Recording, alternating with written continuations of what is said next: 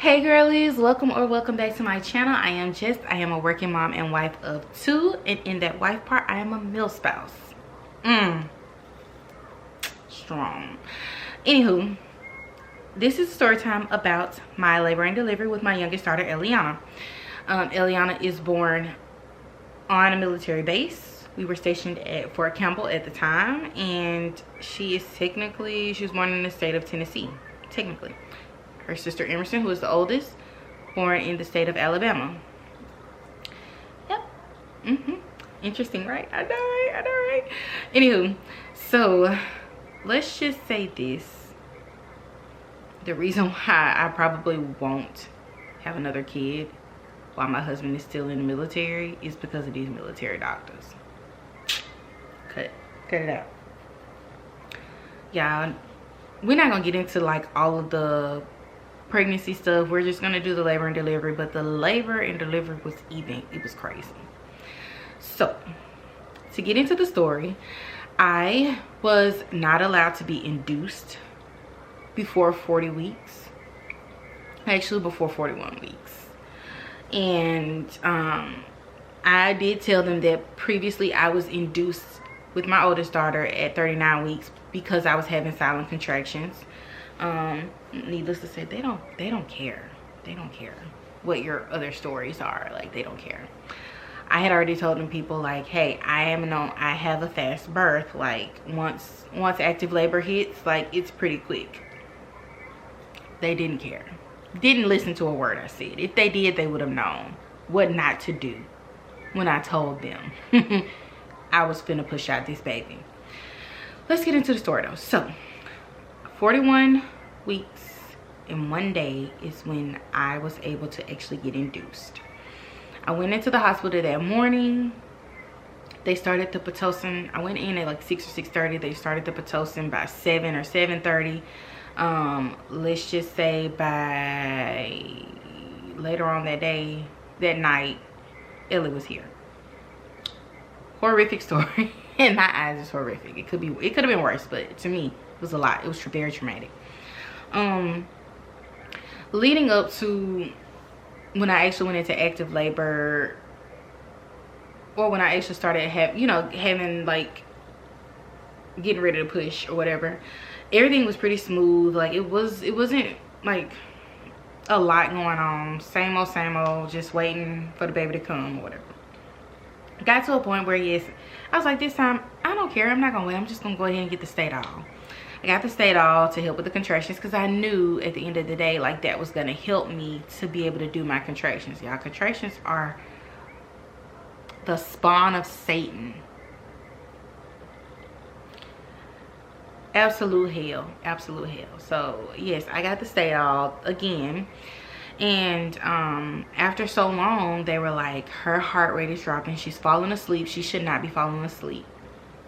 We need to either have an emergency C-section, because we had waited so long for her to come, and she just, as she still does now, in the womb, doing her own thing, doing what she want to do, doing what Ellie wants to do legitimately. So the doctor said you would either have to have an emergency C-section or you will have to get an epidural. I was adamant, I'm not getting an epidural. You can't make me get one. It's not happening. Now, mind you, I didn't put this in the first story time, but I had also told my doctor I did not want an epidural. Let me tell you why. This lady was like, okay, you don't want an epidural, we're not gonna do an epidural unless it is medically necessary. She was like, your birth plan is your birth plan. Them military doctors was like, oh, you gonna have to get an epidural, or you gonna have to have an emergency C-section. Baby, you ain't finna cut me open, and you ain't finna stick no needle in my back. You're not finna do that. Don't play with me. So when the doctor said that, because she was falling back asleep, heart rate was dropping, like a lot of stuff was just going on. My water had already broken on its own. Truthfully, it had, and nothing had been going on. Like, water had broke hours before. She was just y'all, my child was just chilling. I don't know what it is with my kids. The day she was just chilling. Anyway, they told me that. Of course, my husband walks over and he's like, it's gonna be okay. And I'm like, it's not, because they gotta do all of this stuff. I start crying hysterically. I guess Ellie felt that. y'all, I had like this peel. If you have ever been in been to the hospital, you get ready to have a baby, you know they give you like this big ball peel. I have to try to find a picture, maybe, I don't know, but it's like a peel. It looks like a peel, and you put your legs between it, and it helps, supposed to help with contractions. I don't think it does. So I had that in between my legs, and he was just like, it's gonna be okay, you know, if you do the epidural. I know you don't want to be cut open. He was like, it's gonna be okay, it's gonna be all right. I'm like, it's not. Y'all, that girl started coming out. Y'all wanna know what I mean by that? As in, like, she started going down the birth canal herself. Like, I was put out, like, she was coming out. She was coming out. When I felt it, I was like, I kicked the peel. My husband was just sitting there, and he was like, what the heck is going on? That might not have been the word he used, but that's what the word we're gonna use today. I kicked it on the floor at that, like, very viciously too. Like, it hurt. When I say the Stadol had to worn off, because they told me the reason why I had to get the epidural, I'm missing stuff. The reason why I had to get the epidural, or I had to have an emergency C-section, was because the Stadol was wearing off. I could not get any more medication, and Ella was falling asleep. That's what happened. My husband always tell me, when you tell stories, sometimes you miss stuff. I do, but you know what? I backtracked, and y'all got caught up. So yes, I felt every single thing. It wasn't no purple frogs. It wasn't no animated nothing. No unicorns. Felt every single thing. So, I turned over on all fours because I had saw something that said, like, you can actually give birth on all fours. So, you know me, I'm like, if they do it in the water, I can surely do it in this bed. Y'all, I was crazy. I had flipped. I don't know what I was thinking. I really don't. I just don't. So of course I flipped over, and I was like, she is coming. I had my legs wide open, like all kind of stuff. It was a mess. It was a whole mess. I had flipped over, that wasn't working. I flipped back on my side, lifted my leg up. I was like, I'm pushing, because I was like, I grabbed onto the bed, and I was like, and I started pushing her out. I was like, go get the doctor. My husband's like scrambling, like, what the fuck is going on? Sorry, I gotta laugh at myself, because like, that's wild. That's wild. So I was like, go get the doctor.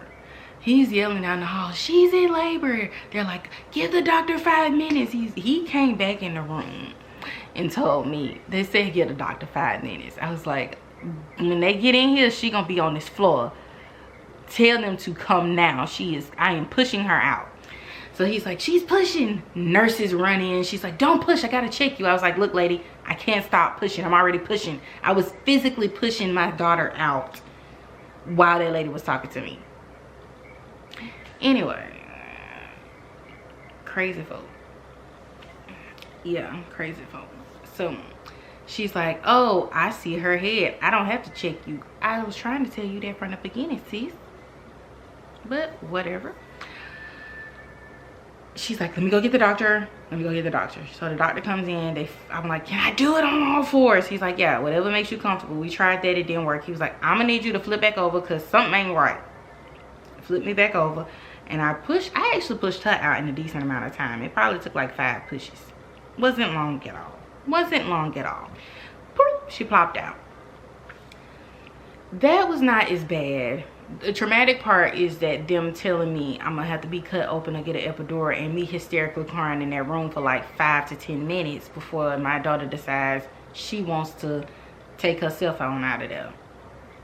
And y'all, what's even crazier is with my first daughter, because I was on Stadol with Emerson, I was still on, the Stadol was still pretty prominent in my system. I didn't feel her coming through the birth canal, because the Stadol was literally had worn off with Ellie. Y'all, I felt her. That's wild. Childbirth is crazy work. Like, insane, for real. I could feel her like wiggling through the birth canal to get out. Man, y'all want to ask me, do I want to have another kid? I mean, I can think about it. It's a thought, but every time I talk about Ellie's story, like wiggling through, I could feel it. Still have nightmares about it. I don't know about it. We're gonna have to see. But nevertheless, yes. Well, Ellie comes out. My husband's over with her while the nurses are like getting her prepped and ready, getting her size and all of that good jazz, y'all. The midwife, because when you are a military spouse, you have a midwife that you see at appointments, and then you have the doctor that actually does the labor and delivery, the birth. Why were they arguing over how to sew up my hoo-ha? I had another second-degree tear. My kids don't like me. They don't like me at all. Clearly, they tear me every time. They don't like me. Again, y'all think I would have another one? No. A thought. It's a thought. It's a thought. But yeah, they were literally over. Like, the doctor had sewn me up. Everything was good. He was like, okay, this is how I do it. The midwife was like, oh, I'm gonna do another one because this is how I do it. Y'all, where she sewed me up was not numb. I felt it. I wanted to kick that lady so hard. But so my body was in shock. I was shaking the whole time, so I couldn't physically, because I would have kicked the living shit out of that lady, for real. I am so sorry to like the aunties, the uncles, the grandparents that watch me. I curse like a sailor, but I was gonna kick the living shit out of that lady, for real. Another story for another day, military doctors. Another story for another day. But yes, they were fighting over how to sew up my hoo-ha.